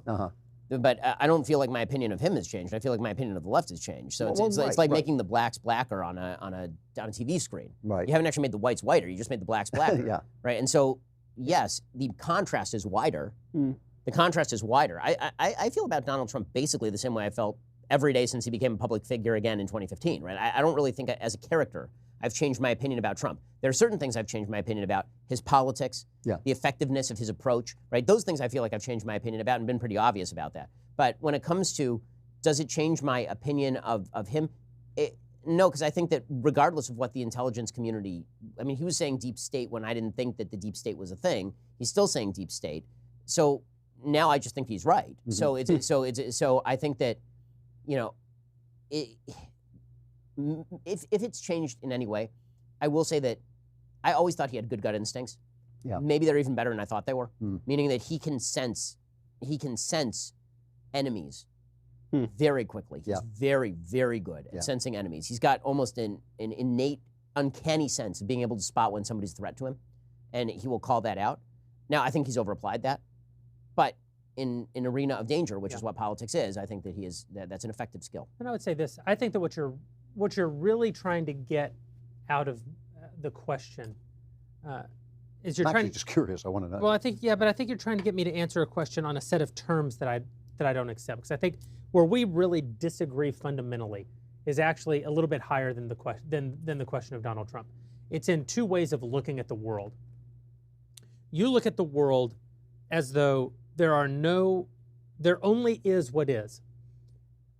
I like looking at the world as though there only is what is from a making decisions about how you're going to behave in a moment point of view. But I don't like it in these more philosophical conversations because it just supposes too much in my view. So in some ways, what you're saying when you ask about, well, your entire approach to the election, for example, your approach to the election is it's going to be Donald Trump or it's going to be Hillary Clinton. Yes, that was my approach to the election. This is your approach to the election. And I think what you're asking me right now is, since the left is revealed to be worse and worse and worse, and the bureaucracy a bigger and bigger threat, and the intelligence community a bigger and bigger threat, doesn't that make you have to support Trump more because he is the thing that's standing in the gap right now? And that is true, that right now he's the thing standing in the gap. I would not support him being bad even to defeat things that are worse. That's the line that I can't cross, because I don't accept that it's that binary. I don't accept that the only options are that we sully ourselves completely in an attempt to stand against them, or we surrender. I just don't think that those are the only two options. And I don't think that corrupting, listen, am I willing to get my hands dirty? Sure. Am I willing to get messy? Yeah. Will I vote for the guy in this re-election? Likely. I think we still got a lot of miles between here and the election and in this new cycle. We could learn anything. If the election were today, would I vote for Donald Trump to be president? I would. So it's not some sort of pristine, pure, like the super never Trumper position. The remaining never Trumper. All five of them. All five of them. That's not my position. But it's sort of like in a war. to use an analogy, if we were in a war and the question is, if we have to fly our bombers at altitude because there's so much flak that if we fly low and slow, we're going to lose all of our planes and not hit any targets. And therefore, we have to fly high and fast. And the result of flying high and fast, as it was in Western Europe in World War II, is that our bombs aren't going to be as precise, and we're going to kill more civilians, but is the only way to defeat the machinery of Nazi Germany. Then you make the decision that Churchill made, and you go, we're going to fly high and fast, and we're going to get rid of the Nazis, even if it requires us to get our hands dirty. I'm all for that. But if what Churchill had said is, we need to go to every town and village that we liberate, and anyone who speaks German, we need to put in camps, and we need to work them until they die or put them in gas chambers, I would go, oh, well, yeah, no, I'm not willing to be that to beat them, because I reject the premise that us being that defeats them. Well, I agree us with being you, but I that agree with is that. just I mean, they change. But I agree with that. I guess maybe what Jeremy's asking is for you to be a little more precise in the question. What exactly do you want me to change, in my opinion, about Trump? Well, I guess what I mean is, when I openly say this, I'll openly say, Joe, Trump did a really stupid thing that I hate, but it's not. It doesn't cross that threshold. An election is a binary choice.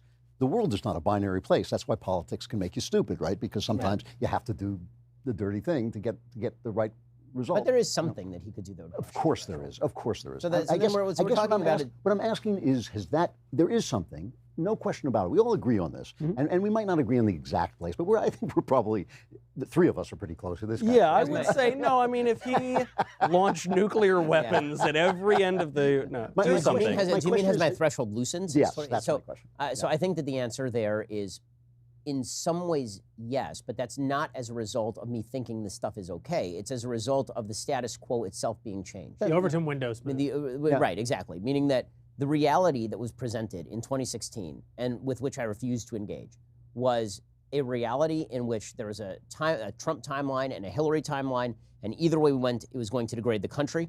But my hope was that by not engaging and saying, no, a pox on all of this, that would still present enough of a front that people maintained a certain level of there could honesty. Be a third future timeline. Right, there's a third future timeline where some people stood athwart and said, listen, you're going to make your choice, but I disapprove of all of this crap, and I don't like any of it. Okay, then that passed, because the world was what it was. And the stand that people made in 2016 was no longer relevant because the moment had passed. And now the stand didn't have anything to do with the election. The stand changed because Trump was now the president. And it was, are you willing to say that what he is doing is bad and wrong when he's doing something bad and wrong? So if the question is, will I vote for him in 2020 because my threshold has changed? No. If I vote for him in 2020, which I'm likely to do, it's because the reality has changed, not because my threshold changed. I have exactly the same objections. If I could erase some of the things that I think have gone wrong in the country because he's president, I would do it. That doesn't mean I would want Hillary Clinton to be president, God forbid. I think she would have been way worse as a president. And I think a lot of the same bad things would have happened with Hillary Clinton as president. I think a lot of different bad things would have happened with Hillary Clinton as president. But again, I've said before, we now are living in the sunk cost world. All the costs have been sunk. I don't think the world is getting incrementally worse because Trump is president every day. This is the argument of the real never-Trumpers. What their argument is anything that is good for Trump is bad for the country. Right. Because the longer he's in office, it makes the country worse. Yeah. Right? And I don't think that's true. I think that basically the day after the election, we were living in Trump land. And Trump land was Trump land. And Trump land's been Trump land since the day after the election. And that really has not altered. Like nothing here even with Ukraine even with the Ukraine story, I don't think anything is fundamentally altered. Now, if he did commit a quid pro quo, I think that fundamentally alters the nature of reality in a certain way, and then things change. And I could probably clarify what Ben said, because I largely agree with it. What I really think is that my never Trump position in 2016 was premised on the idea that the greater threat to Hillary was a massive threat to the country. But I believed that I couldn't have voted for her, even with what I'm about to say. But I believe that an even greater still threat to the country was if the Republican Party, the only party with conservatives in it, that if it surrendered its values, if it changed fundamentally what it stood for, that in the long run that's a greater threat to the country, because the president's going to come and go. The only hope for the country is that somebody still stands for these founding principles. And I thought that we were, in backing Donald Trump, I thought we were risking forsaking those principles. To Ben's point, Donald Trump gets elected. I'm disabused of some of that because he is more conservative than I thought that he would be. There is also the sunk cost thing, which is whatever damage is done is done. But the reason that my position on Trump remains different than your position on Trump or Michael's position on Trump over time isn't because I'm still maintaining the position that I had in 2016 about Trump. I'm not. Trump is. Now he is what he is. He is our president. Right. I mean, the never-Trumpers right now are waving at a taxi that's already departed. That's right. The reason that I'm critical of the president now is because I still believe that the only hope long-term for the country isn't just short-term political expedience. It's someone still standing. All I want in politics today, as far as my involvement, not what I'd like to see happen. For my involvement, all I want is that the things that I stood for before Trump and the things that I stand for after Trump to be the same things. I don't want it to be the case that I claim to have all these deep beliefs, these philosophical beliefs, these moral beliefs. But I'll give all that up as long as we're winning. But you mean that's the only thing I don't It's not to say that you want every political position you held 10 years ago to be the same as your political position. Not. You're talking about foundational principles. Foundational principles. Right. So and that's why I think that when Jeremy and I are sort of on the same side on this quid pro quo thing, which is like, if it gets proved that, so let's put it straight out. If it gets proved straight out that he said to Rudy Giuliani or anybody else, I am withholding the Ukrainian aid until they investigate and go after Joe Biden. Do you think that's impeachable? If that's the, wow. I still wouldn't impeach him.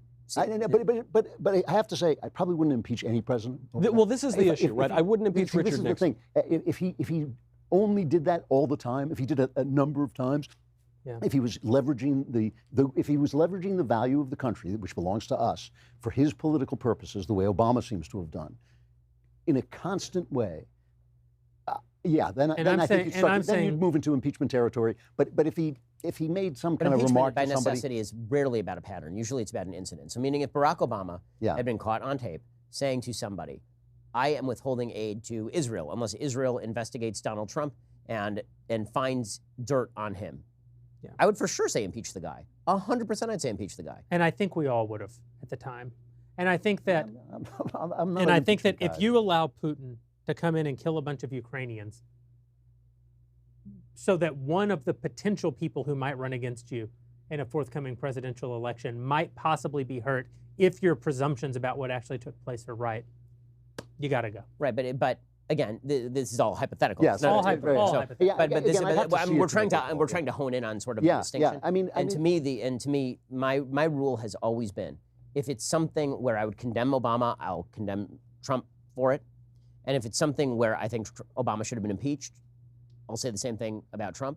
Because the minute that we start shifting the standard based on that, then nobody has any standards. And then it may as well, then it's not war, then politics isn't war by other means, it's just war. It's just war. And this is why the Flight 93 election analogy that went around in 2016, Jonah Goldberg had this great line today or this week on Twitter where he says, people seem to forget what happened to Flight 93. Yeah. It crashed. No, I never liked that analogy, and I never thought that was true. If I was on Flight 93, crash it. Yeah.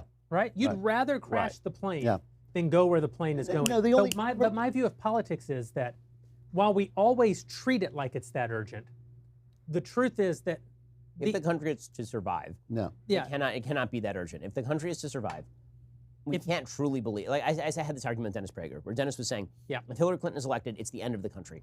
No. And I said to him, well, I don't see you quitting your job, right? Like, so what are you going to do? Not like go into work the next day? But that attitude is what leads, I think, to the, okay, well, no matter what he does, then at least he's better than them. And it's like, well, yes and no. Yes and no. But whatever he does, he may be better than them. But whatever you say is okay may make the country worse than it was 5 minutes ago. Specifically on the quid pro quo idea, we all read the transcript. I don't think any of us thinks that this is evidence that Trump was engaging in a quid pro quo, even if Zelensky was trying to do that. But at the very least, I will say I don't think it's clear that he was. Or it's not clear that he was. It doesn't seem to me that he was doing that. We're also losing the context of the call itself, or even the ask itself, which is Joe Biden as the sitting vice president, apparently putting a lot of pressure, threatening to withhold $1 billion in aid at a very crucial time for Ukraine, so that for his own son and for his own presidential ambitions to get his derelict son out of trouble for a prosecutor who may or may not have been looking. So let me That ask may you or the may question. not- If they found that to be true, should he have been impeached as vice president? No, well, I'll answer that in 1 second, but I'll answer it. But I want the first part of the question You don't get first. to convert his name to Trump and then answer. You Yeah, have to answer about Joe Biden. because in that case, no. What I want to point out is the Obama administration faced no consequences for that. Obama faced no consequences for any of his other egregious oversteps. And so my look at impeachment is one of great prudential character, which is I don't like impeachment. I don't think any of the attempted impeachments should have taken place. Yep. And so I'm just pushing the brakes rather on that, even when it applies to Trump, even if I'm uncomfortable with the behavior. And I have to say, you have to give me credit that when I voted for Trump, which I'm really proud and I really think I did the right thing, I knew I was taking a risk. I actually wrote a thing where I said, I'm taking this risk for my country because I think if I'm right, I thought there was a 5% chance I was wrong. Now I look back, I think there's a 1% chance I was wrong. But at the time I thought, there's a 5% chance this guy's as bad as, I hate him, and there's a 5% chance he's as bad politically as I think he is. I thought it was worth risking my reputation and my morals to do what I thought was right for the country. I'm glad I did it. I'm glad it worked out. I could be sitting here, I could be outside asking for money because no one would hire me because I voted for a Nazi. But I didn't. It didn't turn out that way. I thought that was the right thing to do. The only thing I would say too is the one way in which I agree with the Kurt Schlichters of the world. And Kurt Schlichter is a friend of mine, so I'm not like friend of my mine. lawyer. that's right. He's a pit bull, and he's a great Hire guy. him if you need a lawyer. He's absolutely a hilarious guy. We can't be so clean. We can't be so clean that they hit us with a lead pipe while we're dancing around with the Marquess of Queensberry. No, but this is I get offended by that. Yes, so do I. Yeah, Because not me. all we I've do, taken an all we enormous do, all we amount do of all blame. day is fight the left. All we do all I day literally is have fight. 24/7 security because I fight the left. No, but it's And the not. white It's not. supremacists. It's not the question of whether we fight. It's a question of how we fight. That's So there's the that's old. the Kurt Schlichter. No, there's the old. But here's the problem. There's the old joke, I piss right? off the left way more than all the people who think they're dancing around with the lead pipe. So That is there's- just a fact. that's That is right. just a fact. There's Okay, the- there are very few conservatives in America. But that's because Piss off Just the as a left. numbers game, yeah. Yeah, that's your but there's the old joke about the guy who goes up to the gal and he says, would you have sex with me for $5 million? Yeah. Right? And she's like, oh yeah, I mean, if I make it quick, write the check. And he goes, cool. I don't have $5 million, but would you take $1? What kind of girl do you think I am? Well, we've established what kind of girl you are. We're not going now over the price. Of course, that's all of us on some. Yeah, that's right. That's all of us on some. The joke's funny because we can all relate to it. I am willing to compromise, of course. I'm not, but there is a degree of compromise at which you have actually fundamentally changed the nature of the thing. Right, I agree with this. I know. We agree on this. Yeah. We agree on this. Come on. And the funny thing about Trump, you thought there was a 5% chance that it would be A mistake. catastrophically yeah. bad. Catastrophically bad.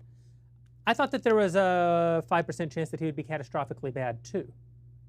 But only a 5% chance. That's not what kept me from voting for him. What kept me from voting for him is that I thought that there was a 75% chance that he would be a creature of the left, not of the right, and that he would fundamentally gut the actual philosophical and moral core of our movement in such a way that when he was gone, I wasn't sure what we were fighting for anymore. I wasn't that wrong. Like you, the 5% worst case scenario thing didn't happen. The 75% thing, half of it I was wrong about, which is I thought he'd give us like his sister to be a Supreme Court justice. Like I thought the guy just has been a Democrat his whole life, and he's going to I worried govern. about that too. He's going to govern as he has not governed as a Democrat. They haven't let him. I think Right. they Thank could've- God for the they- Democrats, Yeah, yeah, that's really. right. They haven't let him. Yeah. But if you're asking, do I think that our party has done more than just sully itself, but has compromised itself to the point that it isn't sure what it is anymore? I do think that. I think that we only in this moment, where it will go in the future, I don't know. In this moment, I think the only identity that our party has is anti-left. I think when Rush Limbaugh changed the slogan of his show from the Advanced Institute of Conservative Studies to the Advanced Institute of Anti-Leftist He Studies. switched it back, I think. But He did. He did. But it was actually, it was an honest moment because we used to, not everyone who votes Republican, but we used to in the core of the movement be about conservatism.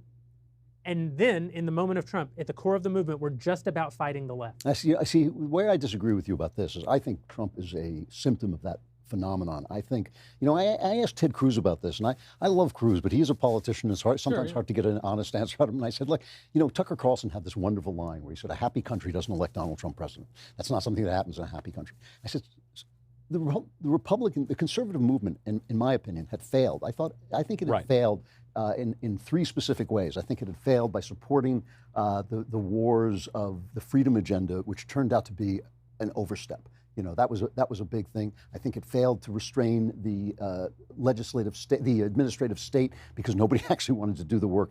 And I know you and I have disagreed on this, but I think it failed the people in the heartland of the country by talking about free markets while they starved and killed themselves. Just a sec. I think it failed. I think it collapsed. I think it is. I said this almost immediately after the election. I think we're living in a room without gravity, and the furniture's floating around. Nobody knows where it's going to come down.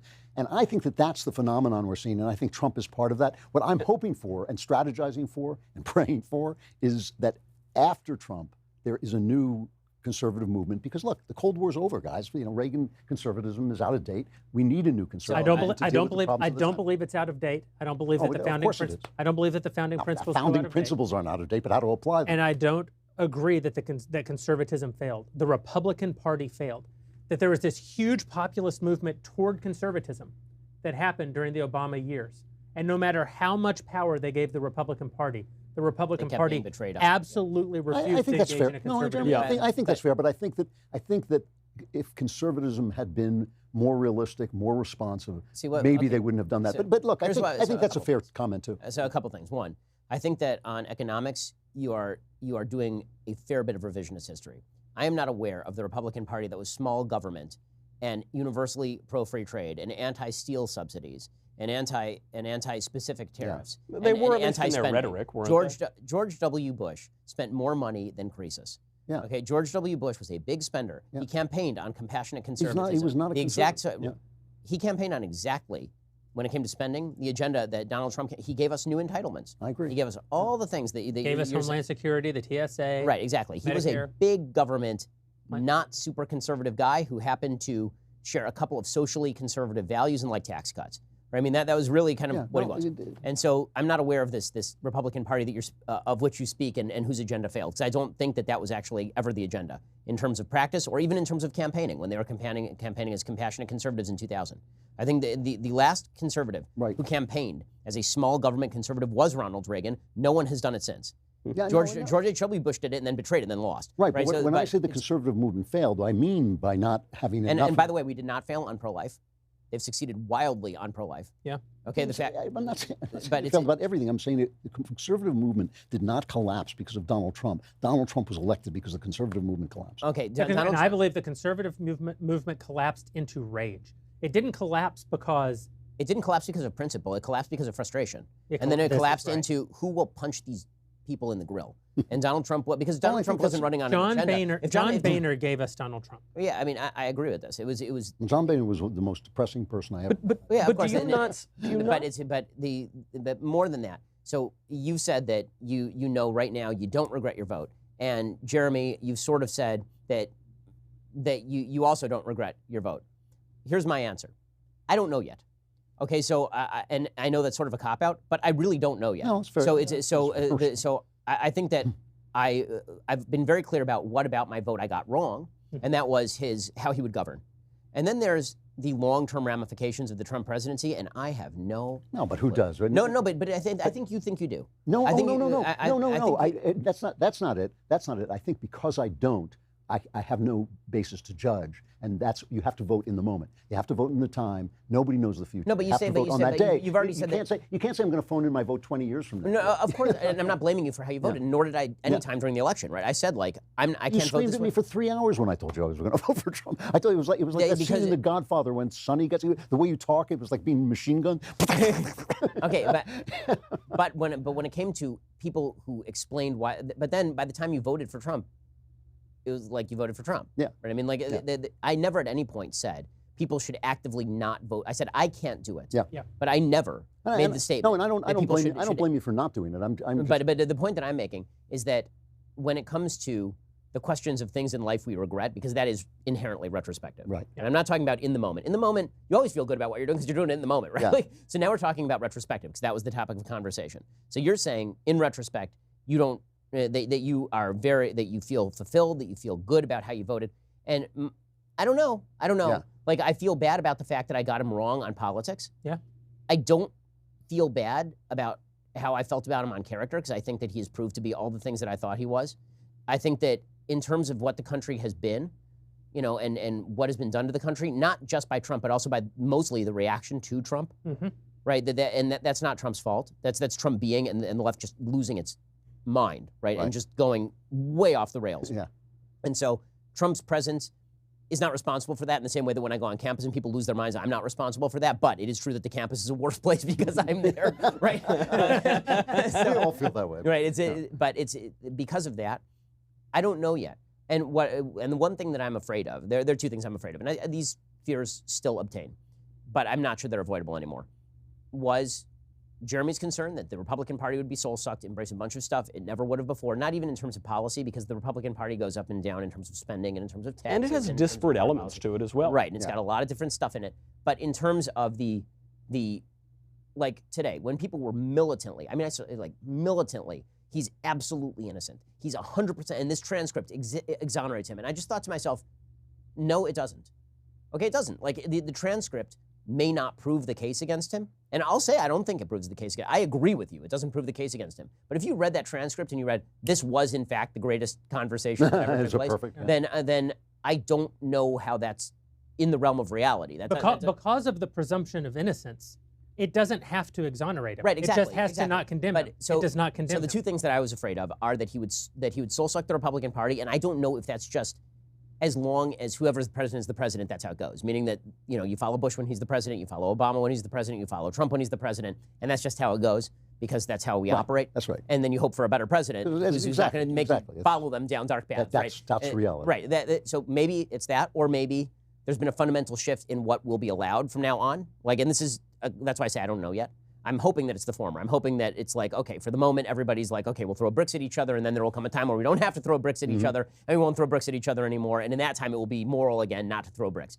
And then I'm worried, obviously, about something that Republicans have decided to not worry about ever again, which is the serious demographic problems facing the Republican Party. I think that's a problem too. President Trump is, like, for all of the talk and for all the sanguinity about how he is going to drive out the masses and he's won the white working class over, and yes, he has won more white working class votes, and that's great. But, like, I don't know let's put it this way. Out of 100 young people, and by young people, I mean people under the age of 35, out of 100 young people, and I'm talking about, like, across the country, my guess is you couldn't find 35 of them who will say that they will vote for Donald Trump in the next election.